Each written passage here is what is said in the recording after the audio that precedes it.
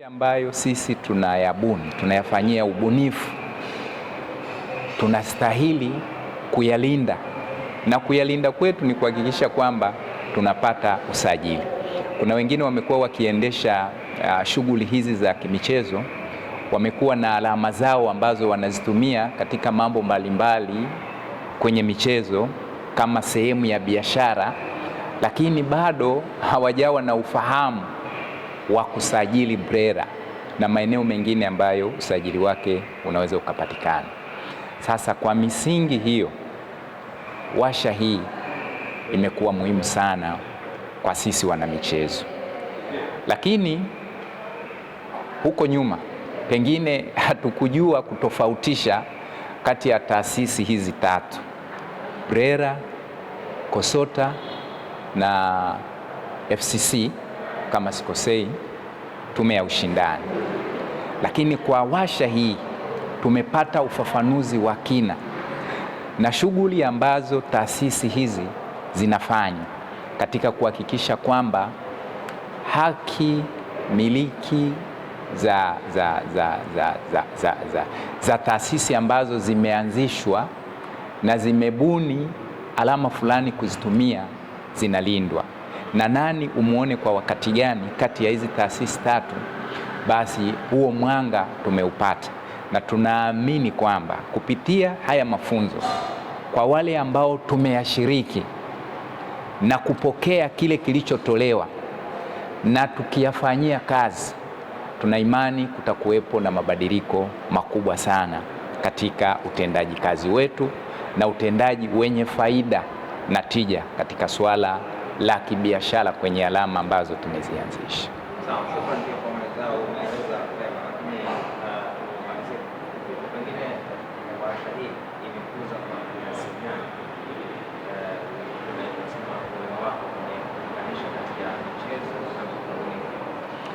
Ya kwanza kama nilivyoeleza awali, hizo haki bunifu watu wengine hawakuwa na elimu na taaluma hiyo kwamba zina link na kwenye michezo. Sasa kwa elimu hii ambayo tumejua, kwa mfano mimi tumeelekezwa hapo, kumbe hata viwanja vya mpira vinaweza vikasajiliwa kutokana na ubunifu ambao umefanyika katika kutofautisha uwanja fulani na uwanja mwingine, na hawa wakashughulika kuilinda hiyo haki bunifu yako ulioibuni wewe. Nikichukulia kwa mfano uwanja wa Meja Jenerali Isamuhyo, ni uwanja tofauti kabisa na viwanja vingine vya mpira Tanzania kwa mambo mengi. Kwanza, kwa wale ambao walikuwa hawajui, walizungumzia na vipimo kwamba vipimo vya uwanja huu vikoje, hivi vikoje.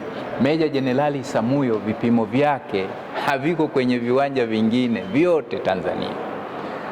Una kipimo cha urefu wa mita 110 ambao Tanzania hakuna uwanja wenye hivyo vipimo, na una mapana wa mita 80 ambao ni mkubwa kuliko viwanja vyote Tanzania. Kumbe kwa utofauti huo tunaweza tukaithamanisha na kuipa thamani kubwa stadium hiyo Meja Jenerali Isamuhyo. Kwa hiyo nimeona namna ambavyo tunaweza tukahusisha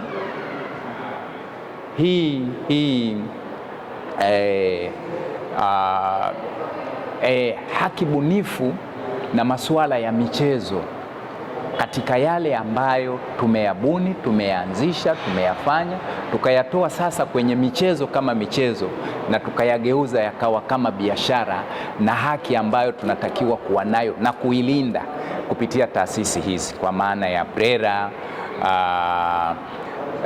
COSOTA na FCC. Kwa hiyo hili kwa kweli tumepata elimu ambayo ni pana na kubwa. Mimi nitaifikisha kwenye taasisi, nimepata elimu ya kutosha kama mwakilishi na nitaifikisha kwenye taasisi yangu ili kuona namna ambavyo tunaweza sasa tukaenda kitaalamu zaidi, tukaenda kisheria zaidi, ili kile ambacho tumekibuni basi kitusaidie na kutuongezea mapato bila kuibiwa na watu wengine wajanja. Shukrani.